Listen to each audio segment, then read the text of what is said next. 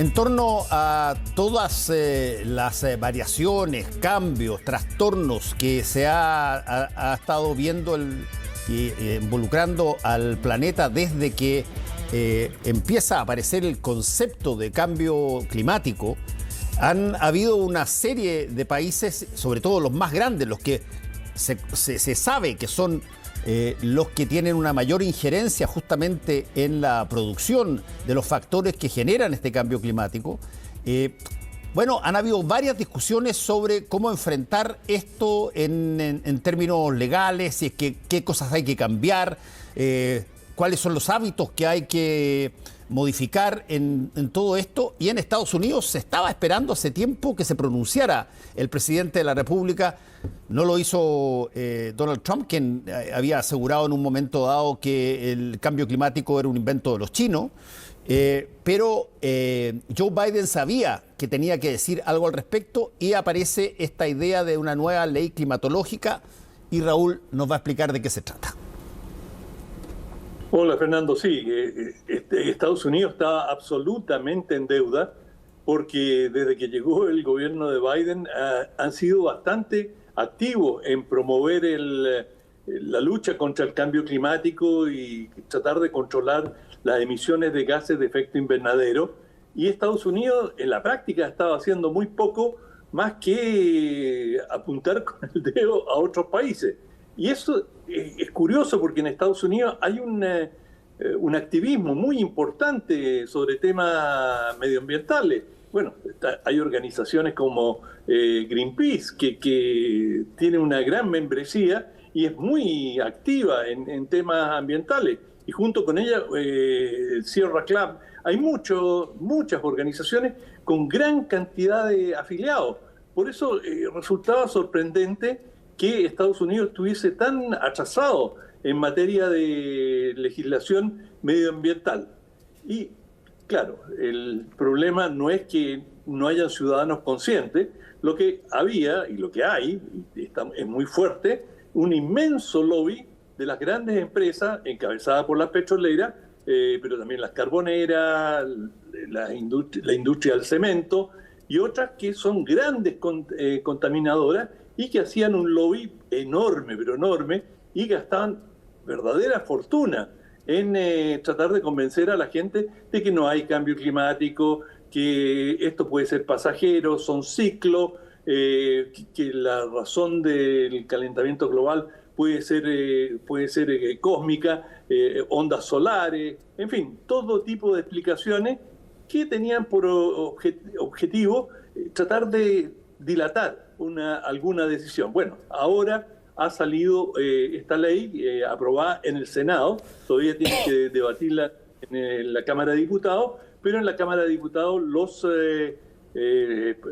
demócratas tienen una mayoría más confortable. Sin embargo, lo que ocurrió en este debate es increíble, porque el debate, por supuesto, era entre demócratas y republicanos, pero tardaron casi 18 meses en terminar esta legislación peleando principalmente entre los demócratas, porque hay una serie de parlamentarios, de senadores demócratas que son representantes de estados que producen petróleo y ellos están muy presionados por las industrias, por los empleos que generan estas empresas y una serie de factores de ese tipo y que también han recibido financiamiento de las industrias.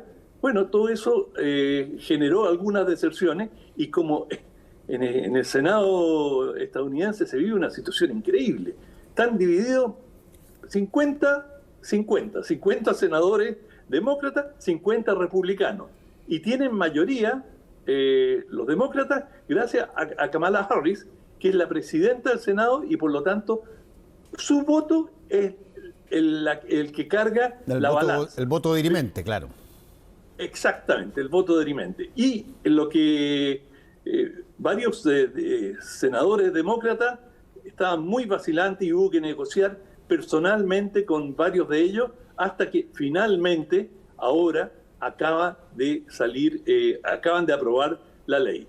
Es una ley que realmente es muy importante, otorga, las cifras en Estados Unidos son avasalladoras,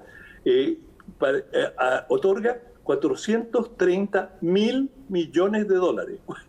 Es una cifra difícil de explicar, es decir, de tener una noción de lo que representa, pero eso te da una idea de la magnitud de la economía estadounidense. Es una cifra gigantesca y esto va a estar destinado, esta ley salió junto con otras leyes, pero específicamente para el medio ambiente son 430.000 millones de dólares y allí se incluye, por ejemplo, 9.000 millones de dólares para estimular o dar facilidades tributarias a quienes inviertan en el mejoramiento de sus casas, en mejorar el envolvente, es decir, que las casas estén mejor aisladas y no pierdan energía, ni haya que refrigerarlas o refrescarlas o utilizar tanto aire acondicionado o en invierno tanta calefacción. Y todo esto, todo el empleo de energía, por supuesto, en alguna parte representa emisiones. También una partida destinada a devolución de impuestos a quienes inviertan en autos eléctricos. Hay hasta $7.000 para quienes pasen de un auto de combustión interna, es decir, un auto petrolero o bencinero, a un auto eléctrico. Van a recibir un estímulo tributario por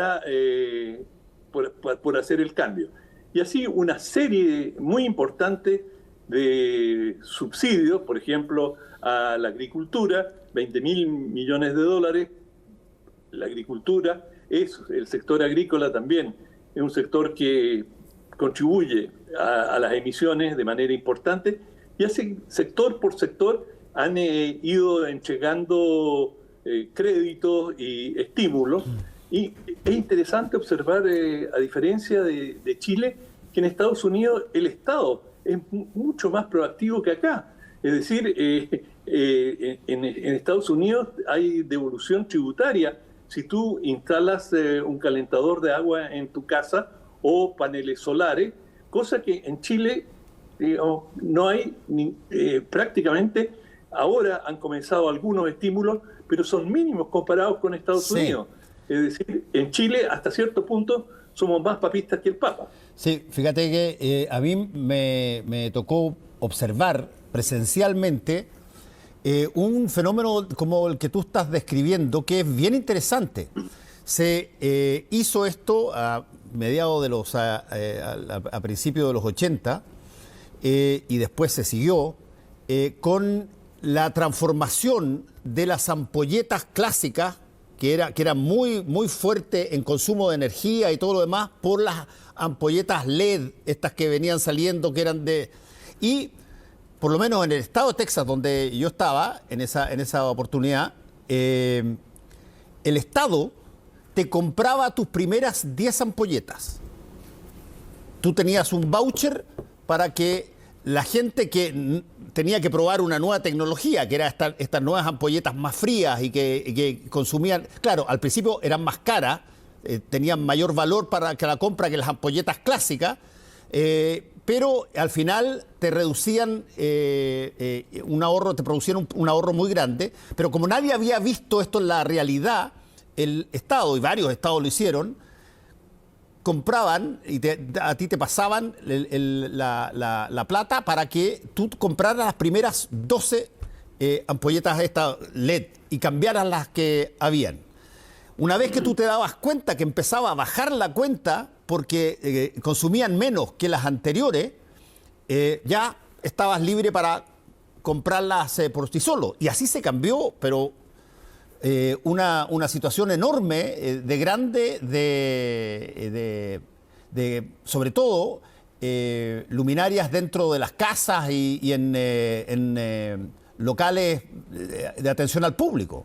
Pero con esa lógica un poco como la que tú describes, el Estado te da un empujoncito para partir. Una vez que tú te das cuenta, en forma relativamente gratuita, que eso tiene beneficios mejores que lo que había antes, ya entras tú a costear todo.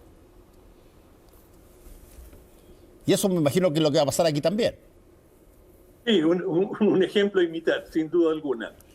Pero bueno, los titulares son positivos, esto es un gran cambio en Estados Unidos, los demócratas lo han festejado, pero en una forma increíble, es una gran victoria parlamentaria y una gran victoria en el plano, se da por sentado que la Cámara de Diputados, la Casa de Representantes, lo va a aprobar también. Y finalmente el presidente Biden tiene que firmarlo, pero eso se da por descontado.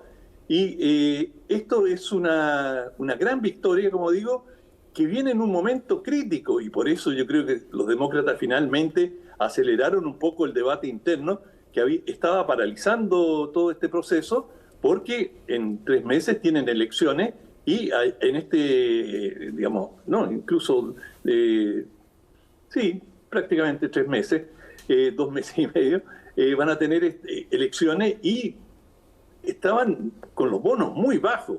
Y con esto el presidente Biden puede presentarlo como un logro importante. Y un sector significativo de la población estadounidense tiene una cierta vocación ecologista, está preocupada por los temas de medio ambiente. Estados Unidos ha tenido una cantidad de desastres climáticos, y fíjate, la cantidad de huracanes, de inundaciones, permanentemente lo estamos viendo. Sí. Y un huracán de proporciones, bueno, tiene un costo de entre 80.000 millones de dólares, 120.000 millones de dólares, es decir, son costos enormes, independientes del sufrimiento, incluso en vida y en calidad de vida para cantidades importantes de estadounidenses, además de la inseguridad. Y todo esto ha llevado a un alza en Estados Unidos. La gente recurre mucho a los seguros. Se tienden a asegurar contra una gran cantidad de cosas, de posibilidades de desgracia. Bueno, y los seguros han ido subiendo conforme aumentan estos desastres naturales. Y las previsiones es que esto va en aumento. Por lo tanto, esta es una ley que sin duda va a ayudar a muchos norteamericanos, pero a río revuelto, ganancia de pescadores, quienes aprovecharon la coyuntura, nada menos que los causantes en gran medida del problema, las petroleras. ¿Y qué dijeron las petroleras?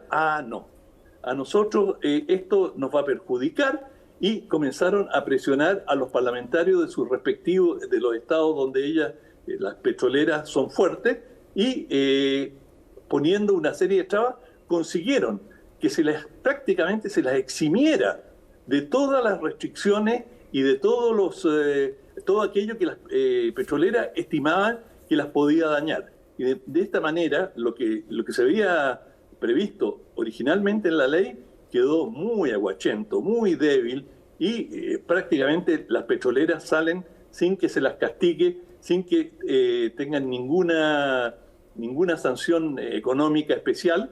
Y los que quedaron realmente molestos son muchas grandes empresas, las que se llaman blue chips, las grandes empresas a las cuales sí les van a subir los impuestos, porque de alguna parte tiene que salir el financiamiento para todos estos subsidios y todas estas ayudas que va a brindar el Estado, los estímulos, y esto representa una de las primeras subidas de impuestos desde que está el gobierno del presidente Biden. Bueno, hay que seguir este tipo de tendencias, porque acuérdate tú que cuando Angela Merkel era la primera ministra en Alemania, hace poquito, algo así como 2 años atrás, ella decretó junto con su gobierno que a partir, creo que era del año 2025 en adelante, no se podía comprar ni un vehículo que no fuera eléctrico.